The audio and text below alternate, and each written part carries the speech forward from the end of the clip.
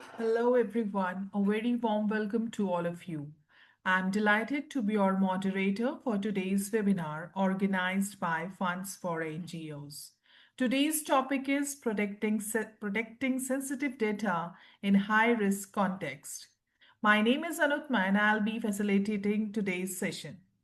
Webinar's introduction. This webinar aims to build NGO leaders' capability and capacity to protect sensitive data in high-risk environments. As NGOs increasingly work with vulnerable communities and sensitive information, understanding data-related risk and adopting practical, cost-effective safeguards is essential to maintaining trust, safety, and organizational integrity. First of all, I want to thank each one of you for taking the time to join us today. We truly appreciate your participation. This webinar will run for 60 minutes, which includes a 45 minutes of presentation followed by a 15 minutes of Q&A session. If you have any questions during this session, please use the Q&A option on your webinar screen to post them. We have a dedicated Q&A segment towards the end. We will try to address as many questions as possible. Webinar's objective. By the end of this session, participants will be able to recognize common data security issues faced by NGOs operating in high-risk environments, to enable NGOs to adopt best practices for secure data collection, storage, and information sharing, to assist participants to apply low-cost digital and physical safeguards to protect sensitive data, to guide NGO leaders in developing internal policies to reduce data-related threats. Please note that this webinar is being recorded and the recording will be made available in the video section of Funds for NGOs premium website. And now it's my pleasure to introduce today's trainer, Dr. Christopher A. Johnson. Dr. Christopher is an award-winning journalist, editor, publisher, and business management consultant since the 1980s. He is also a former Commonwealth Nuffield Cambridge Press Fellow, Management Science Fellow, a certified Commonwealth Youth Worker, holder of an MBA in Marketing Management and a doctorate in Business Management. He is renowned for his tutorials in bid writing, business planning, leadership, marketing, and organizational development cum capacity building. He is both founding director of Global Entrepreneurial Development Services Limited and chair of Community Education Academy of Leadership. He supports economic and social policy initiatives in Africa, the Caribbean, the Middle East, and South Asia. Now, I kindly request Dr. Christopher to lead the session. Again, a warm welcome to you, and thanks again to the moderator for enabling and facilitating this particular webinar session, which is entitled Highly Sensitive Data in High-Risk Environments or Settings. Data is very, very important to us. You know, we talk about information on a daily basis, either oral or written. We talk about collecting figures, statistics, sources of information, whether they are on Google Scholar, whether they are on ChatGPT or any other platform for that matter. But, you know, data is a combination of information. In fact, data is a plural form of datum. Datum is singular, data is plural. But so today we would be looking at some of the aspects of data collection. We'll be looking at safeguarding issues involved. We would also look at what really represents or what are the principles of data, as it were. So the first thing I think we need to do or to establish is what is sensitive data? How do we define this kind of data?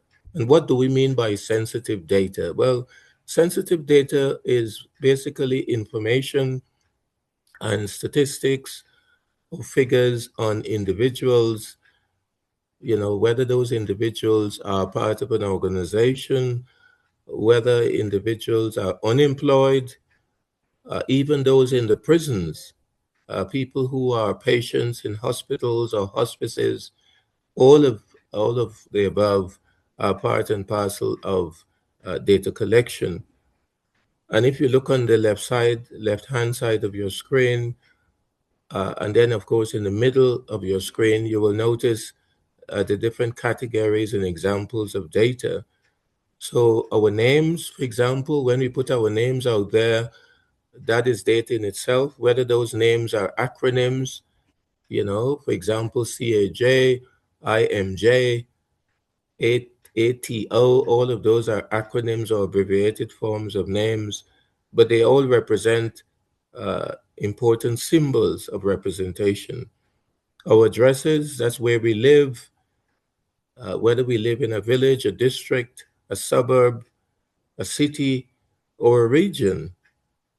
Our addresses are collected. And of course, if you look at our birth certificates, our passports, and other ID documents, all of these are examples of data collection or content, sometimes regarded by various officers.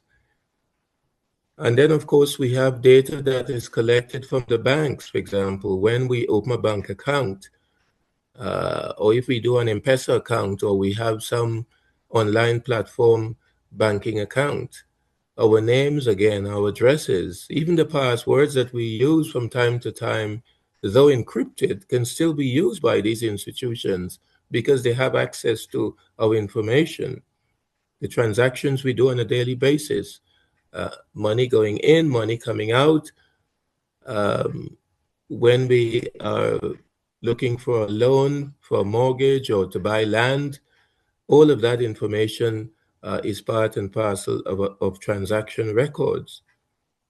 And as I mentioned before, those of us who are in hospital or have relatives in hospices, old people's home, children's homes, homes for disabilities, those records are kept by those institutions. And they're very sensitive as well, because if that information and data is sold or it is used or misused by a third party, it can be injurious or inimical to the interest of individuals.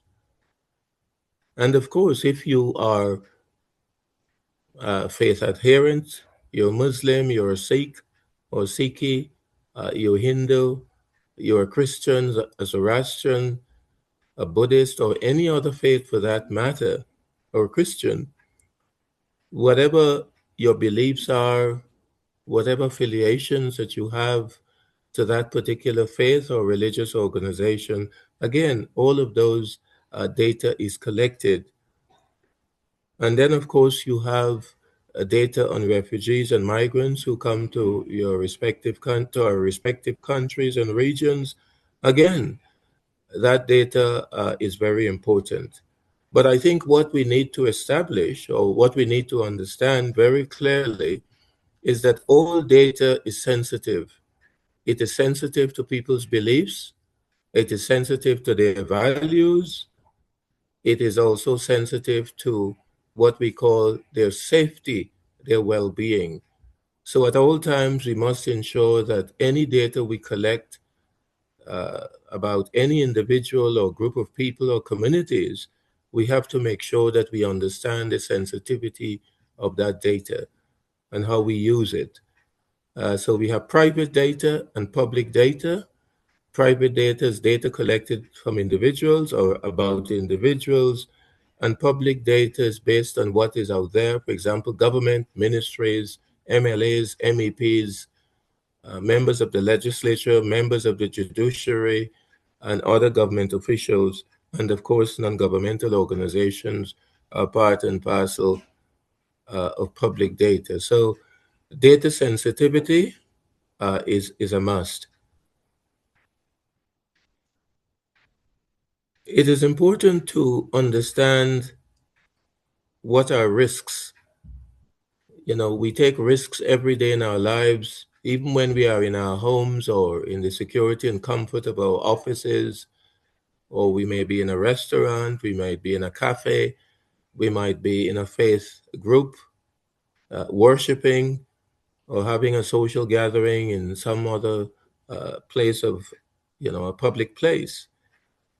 But security risks are always there. And so when we are using our WhatsApp, for example, our Telegram, when we are using Facebook, when we're using LinkedIn, YouTube, when we're using TikTok, or we're using our Instagram or any other uh, mobile application or platform, we are opening ourselves to risks. People say, well, I have a password for my phone. No one wouldn't break into it. I have information here. No one will go into it. My bank details are secured. No one will take it. That is not necessarily true. Every time we use our phones, for example, to do a transaction, monetary, or even talking to our relatives, it is being traced, it is being surveilled by various security services. And also, the technology companies also have access to the information. So we have to try to understand what are the security risks involved. One of the first risks, of course, is cybersecurity risks, where people can go into our emails, they can go into our messages, they can go into our files, and those files can be affected by what is called malware.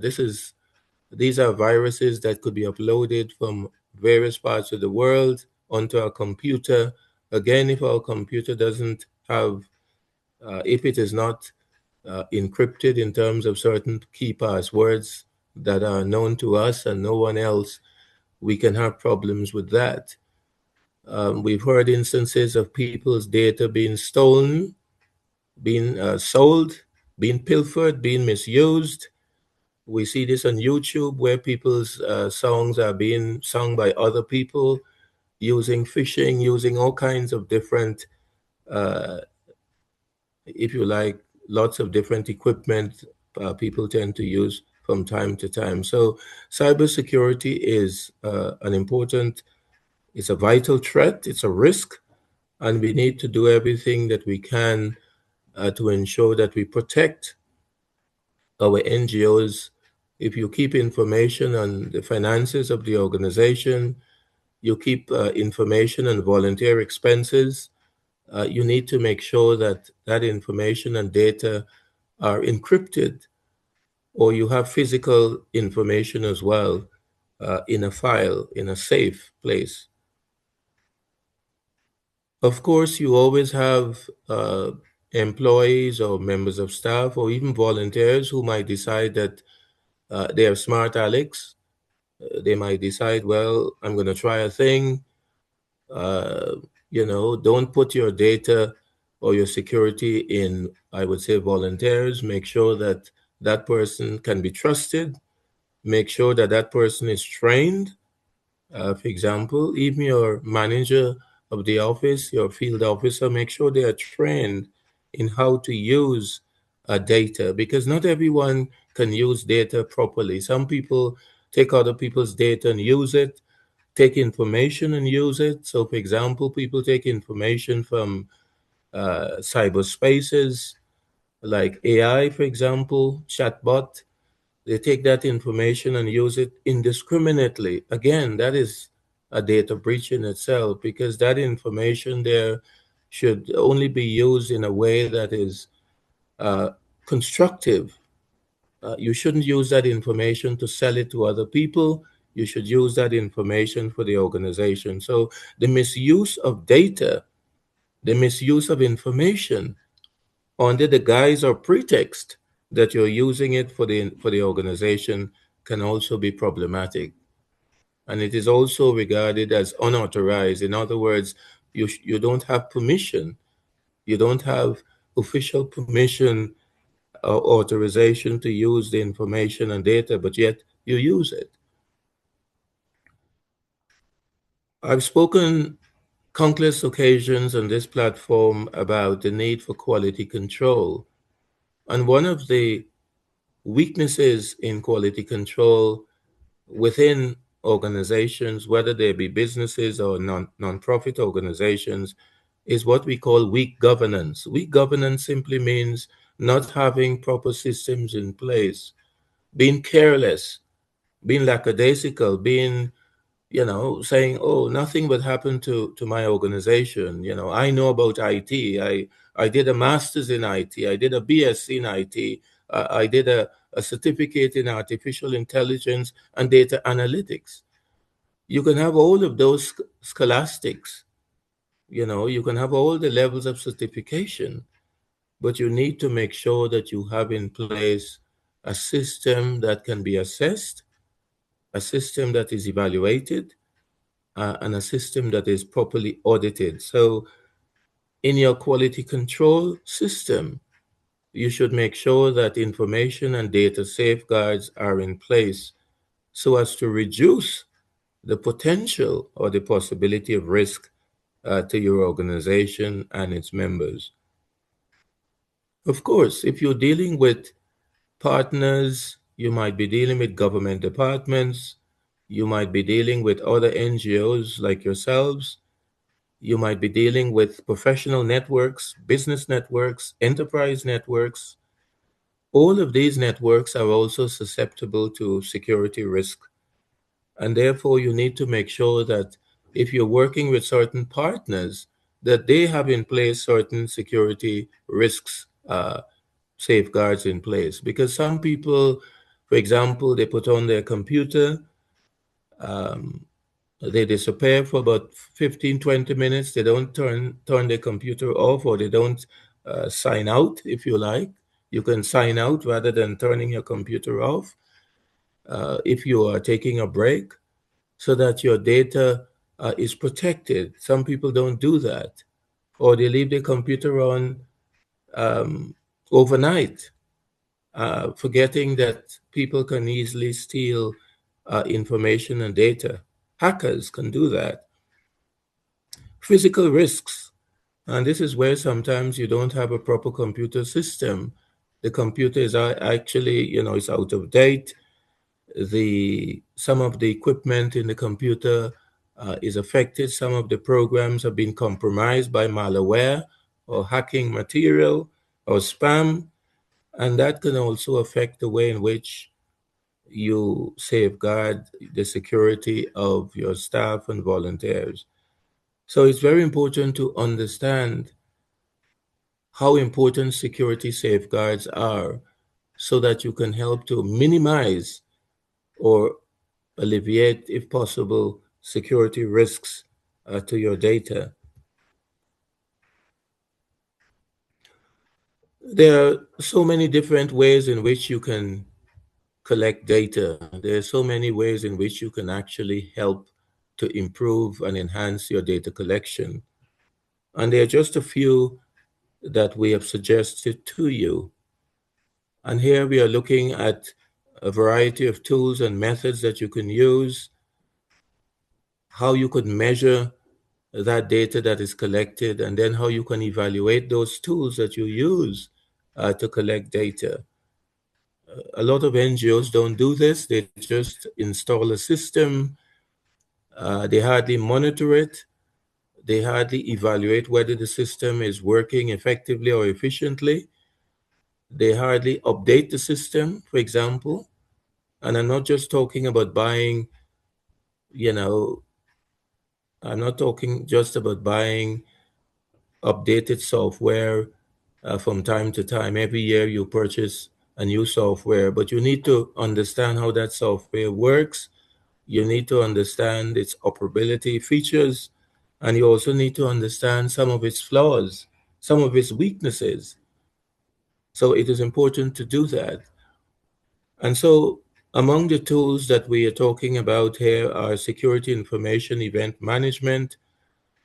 This is for when you're organizing events, for example, you can use that tool or that software to monitor, for example, how many people attend your events, where are they from, did they do any sort of evaluation or feedback, what is their view, or what are their views about that particular event, this particular tool can capture all of that. And then, of course, you have to evaluate how that tool was used, how many incidents were detected versus total events, etc., etc.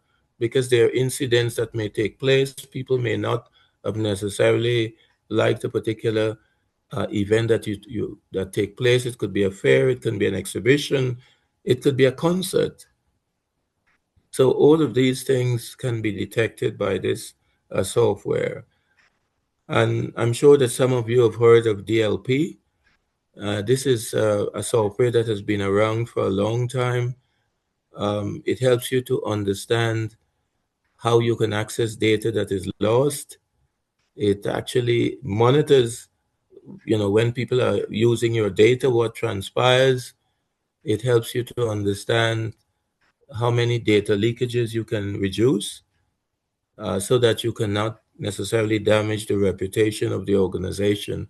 Because every time information and data is lost, your reputation and image as an organization is threatened. So it is very important to have certain types of tools that are necessary. Vulnerability scanners, these are scanners that you have. You can actually download some of these scanners, or if you want, you can purchase them from computer Microsoft offices, for example, or certain places where they have access, where they have these program materials. It is important that when you turn on your computer, for example, if you're using a USB, or you're using some other external drive, or even the cloud, you're using cloud, for example, a cloud system, you should have in place a scanning system. That scanning system would scan not just the information that you upload, but the information that you have on your computer. Scan it to see if it has viruses, if there are certain problems with systems, certain technology or information systems, etc. So having a scanning system is also good, because it helps you to understand if there are any weaknesses or inadequacies or limitations on your system. Very important, if you cannot access information and data on your computer or on your phone or any other information equipment or IT equipment, then that can be problematic. And so you need to make sure that you have audits when you're accessing. So for example, every week I check my computer to find out if there are problems with viruses. I check to find out if some of my files have been affected by hackers, or I try to find out if my folders, my electronic folders, are in order. Those of us who keep electronic folders should really keep them in alphabetical order, because that helps us to understand and monitor if information is being lost or if information is being deleted from our system. So again, that's a trade secret. Always keep your electronic files in alphabetical order, in sequence, in other words, and make sure that you have physical files or backup files on your computer as well. Encryption, again, very important. Encryption is not just about passwords, but it's also about codes, for example. So, for example, my Facebook, before I actually sign in to my Facebook, I usually set up a coding system.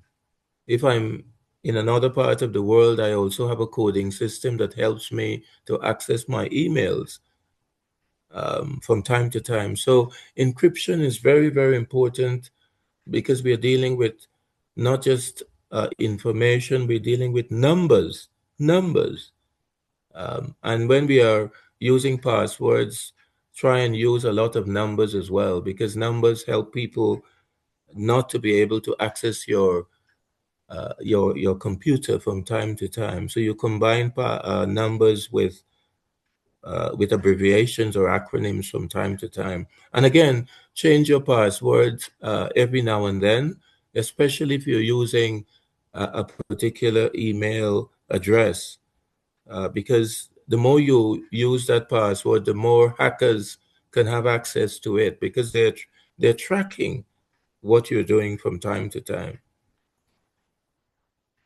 Incident response metrics. Now, this is not necessarily a software, but there's a tool on the computer that you can track. So, for example, when you are doing a document and you save it, you can go into properties, and properties will tell you, for example, when that document was constructed or initiated, when that document was accessed, at what time. It will tell you all of that. If you do different versions of the document, versions 1, 2, 3, 4, you can also use that properties tool to actually assess what is happening.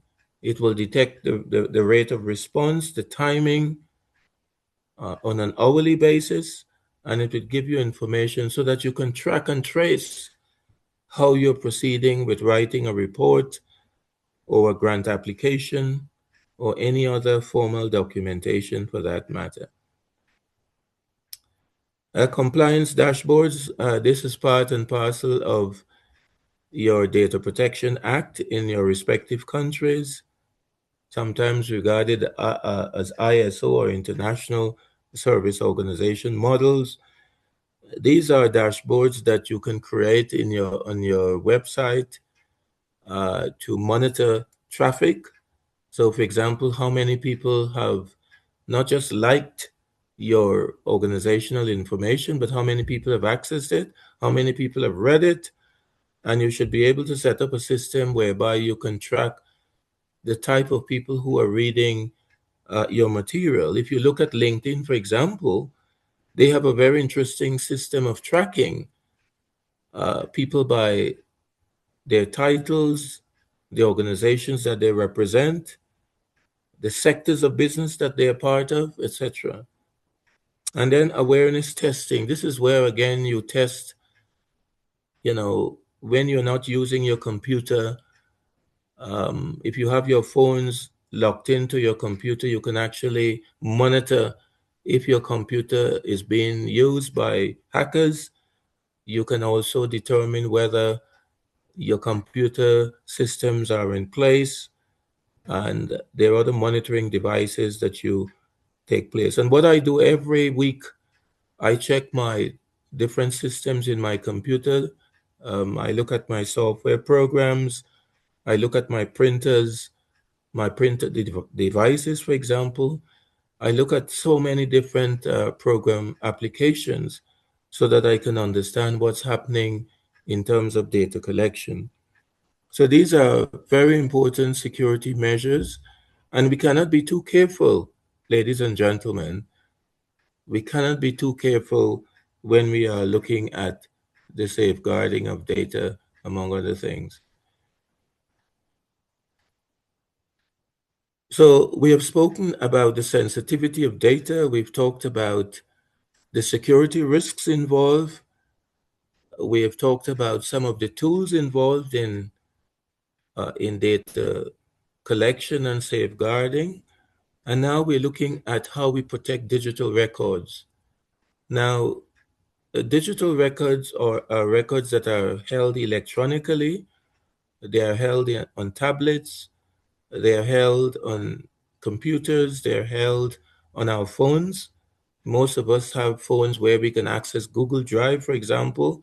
Google Drive is an important component on our computers or IT systems that we can share information. Now, if you have a Google Drive, that information should only be shared to people who are part of your organization. You cannot share that information to the public. That's why it is called Google Drive, and that is why it is called shared drive. So again, when you're housing and putting digital records, so for example, you may have an application, a grant application to write, and you have different versions of it. You can use Google Drive as a means of helping other people to access it within your organization. so that every time a correction is made, you don't have to be sending separate emails to individuals. They can be corrected in Google Drive. So that is very, very important. So digital records are records that are held on our computers and that are held on different IT equipment. And so we mentioned a few slides ago some of the information and data that is there, the records. They're all here, financial records, keeping files of staff and volunteers. For example, when you interview a member of staff or volunteer, you would have their interviewing sheet or mark sheet. You would have their induction program. You will have their staff appraisal that you do on a yearly basis. All of that information is part of your digitization. You will have photographs of your staff as well. Again, all of these things have to be stored carefully in a manner that is secured. And you have to protect that information and data. You cannot be careless with it. Sometimes I go into NGO offices or business offices and I see the person who is keying in the information have photographs lying on the table.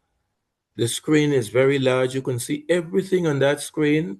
And if you're a snooper, you can take photographs of the information on the screen.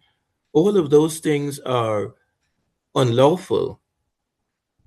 They do not safeguard and protect records of individuals and organizations. And that is why banking institutions, you notice when they have computers, they have them in kiosks, they have them in offices, secure places, because records are very important. So, ladies and gentlemen, do everything you can to protect digital records. I would say train your staff in how to digitize information. So, for example, photographs should be digitized and encrypted. You can use JPEG, for example, and then convert the JPEG into probably PDF, because JPEG you can cut and paste. You can cut and paste material from JPEG software program. So you convert uh, JPEG into PDF, etc. But you do everything possible to protect people's identity and other material. Again, be very, very careful with cyber attacks, because they're happening on a daily basis. Many years ago, when I was using Hotmail, I lost 1,000 clients because I was a bit lapse in my security. I didn't have proper encryption. My password was very weak. In those days, I'm talking about 20, 30 years ago, when people were now using a different type of passwords. More sophisticated passwords are now can be used. But you have to be very careful in how you actually safeguard. Um, what I would say is that no amount of firewalls you have will protect you from a hacker's attack. It will happen at some point. You can probably go into your spam and make a mistake and click on it, and you can lose your data and information. And so when you're using the computer again, use the computer when you're not tired, because if you're tired, you make mistakes. You press the wrong key, the wrong button, and you can find yourself in trouble. So again, if you're dealing with a lot of financial records, for example, accounts, statement of accounts and reports, make sure you do all of these things when you are not tired. Because if you're tired, you will make mistakes. Physical risks, again, people can steal your laptop. In some countries, people steal your phones because they want to access data. They're not stealing your phones because they want to sell it only. They want to access the data. And there's some criminals who are very good at these things. They have access to technology companies. Some of them have done IT courses themselves, and they've developed smart ways of actually accessing people's data. So, again, do everything you can to protect your records. And again, make sure that the records you have can be shared by individuals within your organization who are responsible and not people who can actually use that data in a reckless manner. So, again, protecting digital records is important. We spoke about different types of threats, but the reason why I have emphasized the importance of safeguarding today, because again, we take our information for granted. Any bit of information we have on ourselves, on Facebook, on TikTok, Instagram, or even on YouTube, sometimes that information can be very injurious to our health, could be harmful to our health. Putting our children, for example, our young children, babies, infants, on Facebook, in my view, can be harmful. That can create harmful content. Yes, you're sharing it with your relatives, but the public can also see it if they tap into your personal files. So be very wary of what you put out there. And of course, the threat has many types. People can take physical files, they can steal records that are there on your computer. As I said, they can do it externally if they're good at hacking. Um, and so what you do, you put files in cabinets that have proper locks, proper keys. Make sure that if someone else has the key or a lock equipment, that person knows exactly what to do. Make sure that you have, again, codes to your safe, codes to your lock. Don't just put a key and a lock, but just have something that again is encrypted. And maintain backup plans. When you're not there, you also have physical files either at your home or stored in a safe place. Most of my filing system is electronic, but I also have physical files of important documents from time to time. Again, people can misuse files. Sometimes they can do it unwittingly.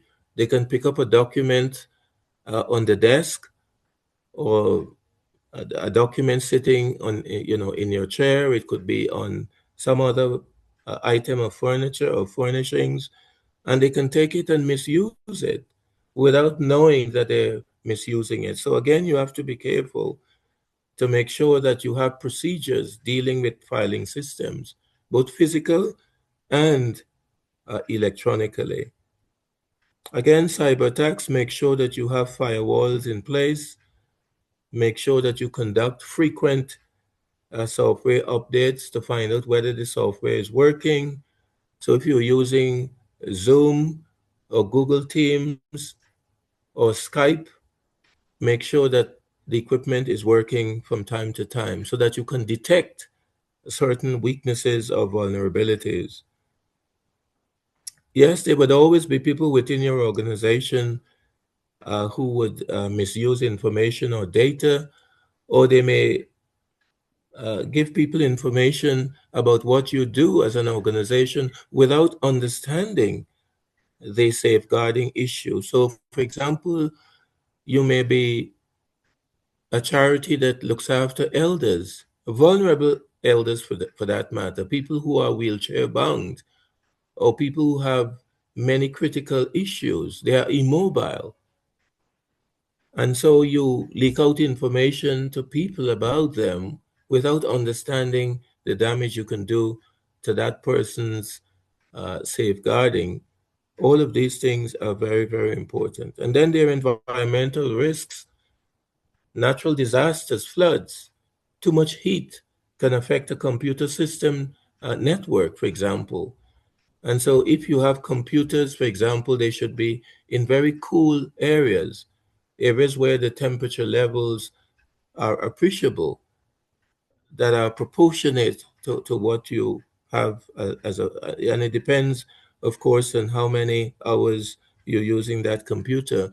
Make sure that you have proper filing cabinets that are properly sealed, properly locked, and I would say make sure that those filing cabinets have codes as well, so as to protect people's records. And in doing so, you're also protecting their lives.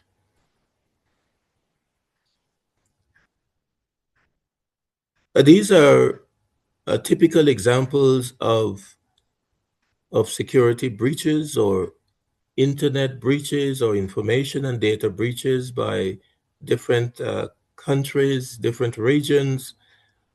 In Africa, for example, and these are based on 2025 assessment reports. There was a rise, of course, in attacks on public sector organizations, governments, departments, ministries, units. People were attacking citizens' registries. That's their date of birth, their personal records. Because if you have people's personal records, you can actually assess where they are, what they live, where they live, what they do. You can access their bank records through hacking, as the hackers tend to do. And you would notice that some of the breaches included national ID systems, national insurance, passport details, electoral data, that is where they vote, how often they vote, etc. So these are breaches that are done by uh, people who have intentions to harm others. In Europe, 32%, which is more than a third of not-for-profit organizations, and 50%, half of all businesses reported cyber attacks. And again, people were looking for health records, because when you get health records, you can understand issues to do with how many people are ill, how many people are using certain medicinal products or pharmaceutical products, etc. Education databases, that tells you something about the different schools, what they do in that particular area. So people who actually are getting into the safeguarding or breaching the safeguarding of these organizations, uh, that should tell us something, how important it is to protect ourselves. And in North America, millions of personal records have been exposed. Social Security, because if you have access to people's Social Security files, you can also know something about them, whether they're employed or unemployed. And of course, in Asia, we find a lot of citizens' records and immigration files are also being breached from time to time because of poor security safeguards. These are techniques to make sure that information sharing is safe and secure. So again, I spoke about the Google Workspace, file sharing, Google Drive, very important. This is the average cost it would cost NGOs if they want to, for example, set up a system like that. But the Google Drive is inexpensive. It doesn't cost a dime. But again, it depends on how much information you're sharing and how many people you're sharing it to. You've got your Microsoft Teams again. Some people actually, uh, I pay a yearly subscription. It's a very small subscription for that. Some people pay it on a yearly basis. Cloud open source is also good for file sharing, but I would suggest you use Google Drive, because Google Drive is very, very effective and it is shareable. Box.org, I'm not familiar very much about this really, but I think this is a new cloud storage. And then you've got Slack, which is a not-for-profit discount uh, file sharing system. But the ones I would recommend would be Google Drive, Microsoft Teams, and even Zoom, the platform we're on at the moment. And finally, ladies and gentlemen, these are just some of the data policies for safeguarding. We mentioned that at the outcome of the webinar, you would learn a lot about the different systems you can put in place. We mentioned about data governance, making sure that you have a system that is safeguarding and controlling people's data. Compliance, regular compliance simply means you have to assess and evaluate on an annual basis. Again, you have to look after beneficiaries and donors, make sure that you have systems in place that are open, transparent, and more important, make sure that you have a plan for resilience. In other words, to deal with issues, for example, new staff members, new volunteers, new partnerships. Every time you have people in place, you need to upgrade or uphold your systems. I'd like to take this opportunity to thank you very much for listening to this presentation. And at this time, I'd like to avail myself for any questions that you may wish to ask. Thank you very much indeed. Thank you, Dr. Christopher, for insightful presentation. You're most welcome. Participants, now we are open for questions. Please send in your questions so that we can take in the Q&A session.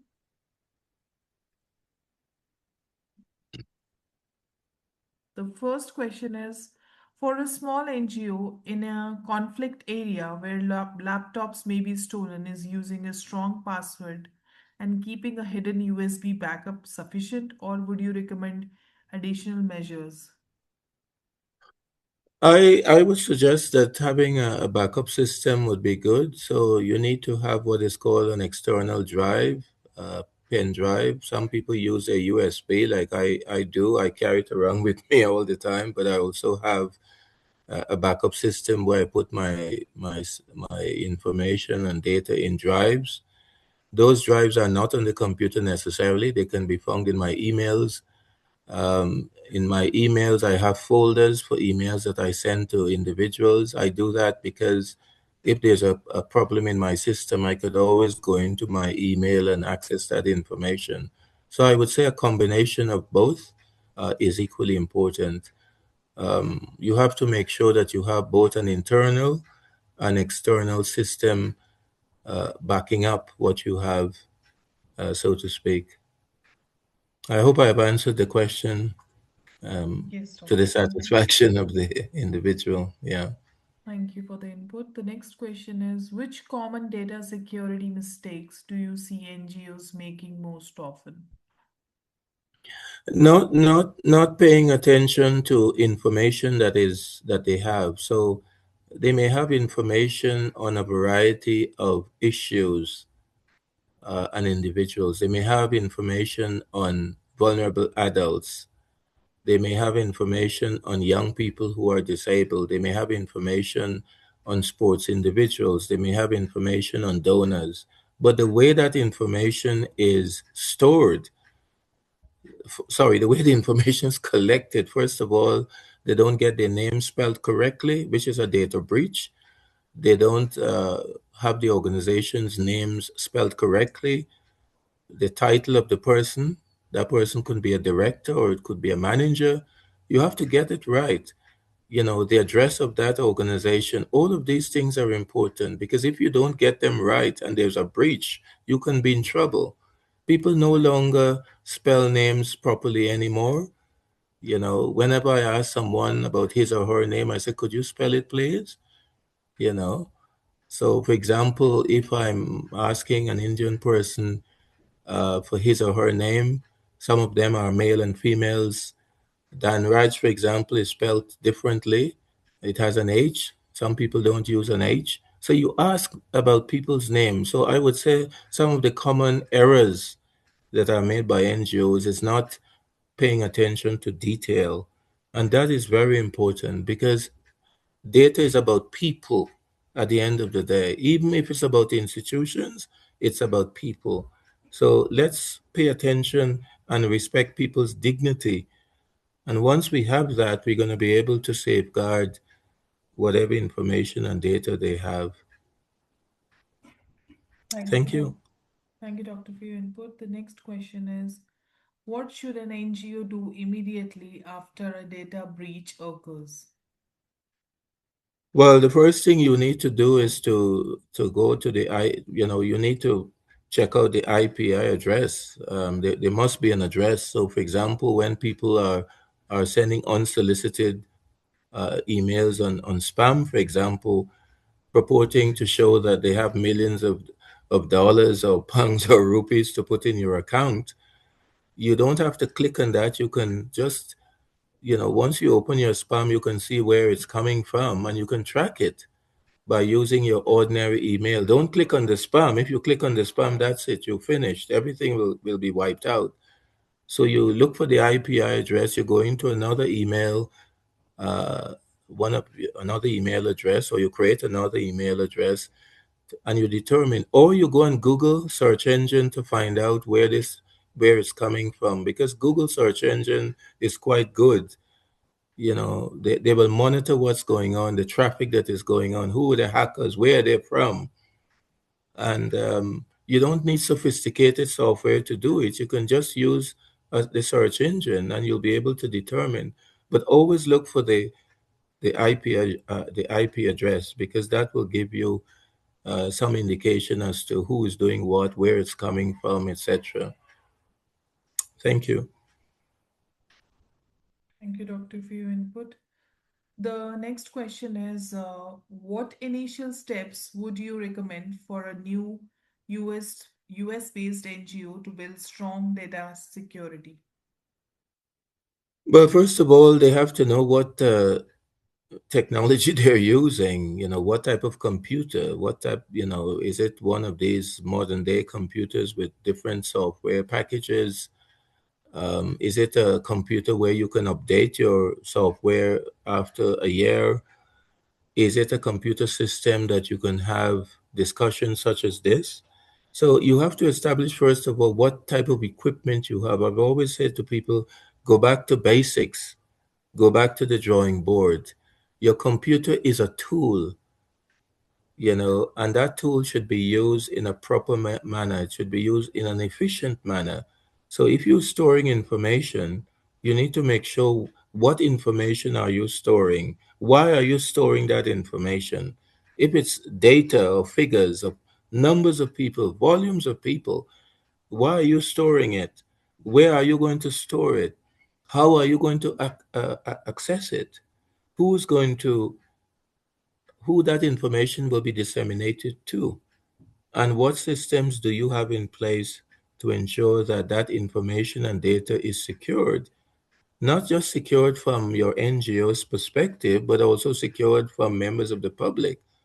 So, again, you have to ask yourself, why am I storing this information? I think the why is always important before we look at the how. Why? Thank you, Doctor, for your input. The next You're question welcome. is are funders increasingly asking about data protection practices during evaluations? Yes, almost every application I've come across, and I was working on one yesterday, very late last night, and I asked the client, I said, do you understand the Data Protection Act of 2000, 2015, 16, 2020, because they keep updating them. And, the young man said, well, what is that? So I said, go on your computer, and he typed it up and he saw it and he said, no, I've never heard of it. So I said, but you use WhatsApp, you use all of these mobile gadgets and so on. Your information is not safeguarded. So yes, donors ask that from time to time. Even when you're tendering for public contracts, sometimes they have a very elaborative section that refers to data protection. And in that, they would ask you, you know, what type of data protection safeguards you have in place, how often have you updated your system, and then they will ask things, for example, how do you go about collecting data from your members, service users, clients, donors? So sometimes you have about 5 or 6 questions emanating from one particular question on GDPR. So I think it is important for organizations to understand that that has become now a seminal, if not vital, part of the application process, whether the application is micro, small, or large. Thank you. Thank you, Doctor, for your input. Yeah. The next question is are there any low cost or free tools you recommend for data protection? It depends. Again, it depends on the type of equipment you have. If you're using a laptop, I would say try and get I think it's called McAfee's or McAfee's scanning equipment. I think that is probably one of the most reasonable that deals with viruses. It's a kind of protection from viruses, and in so doing, it could also help you to protect information and data. You can also, I think every person's laptop or every person's computer should have a scanning device as well. You know, if you're typing in search scanning, could you scan? It will do a scanning. So there are scanning devices that are also inbuilt. They're part of what is called the hardware programming of the computer system. So I think you can start from there, but you could Thank, also buy the McAfee's virus equipment as well. Thank you. thank you, Doctor, for your input. The next question is what kind of staff training is most critical for preventing data breaches? Yes, the training like we're doing here today, for example, what is data? People have to understand what is data. It's not just information and numbers. It's about how you analyze it, how you evaluate it, how you disseminate it, how you present it. Because, you know, on this platform today, I presented information and data, but I did it in a way that is sensitive and appropriate to everyone. So again, it's all about sensitivity. And I think that we have to ask ourselves when we are using IT devices, you know, what is the purpose behind it? And as I said, once we are dealing with the public, once we're dealing with donors, governments, institutions, you know, we have to mind our P's and Q's. We have to be disciplined. And I think this is what NGOs struggle with, this consistency of ensuring that their information and data is secured electronically. At some point, I will probably do a presentation on how you actually store electronic records in a way that is very, very sequential and methodical, because a lot of NGOs don't do that. Um, and I think that is a problem at the moment. The way we store information is a problem. Thank you. Thank you, Doctor, for your input.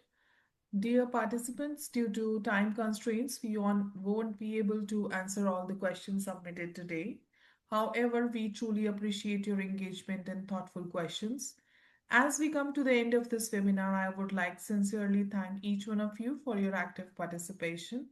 On behalf of entire Funds for NGOs team, we would also like to extend a special thank you to Dr. Christopher for Thank sharing you. his expertise and valuable insights with us today. Participants, we kindly request you to take a moment to fill out the feedback form for today's session. Your feedback is extremely important to us. If you have any additional questions, please feel free to contact us at support@fundsforngos.org. Once again, thank you, Dr. Christopher, and to You're all our most welcome. participants. Thank you and goodbye. Goodbye. Thank you. Okay.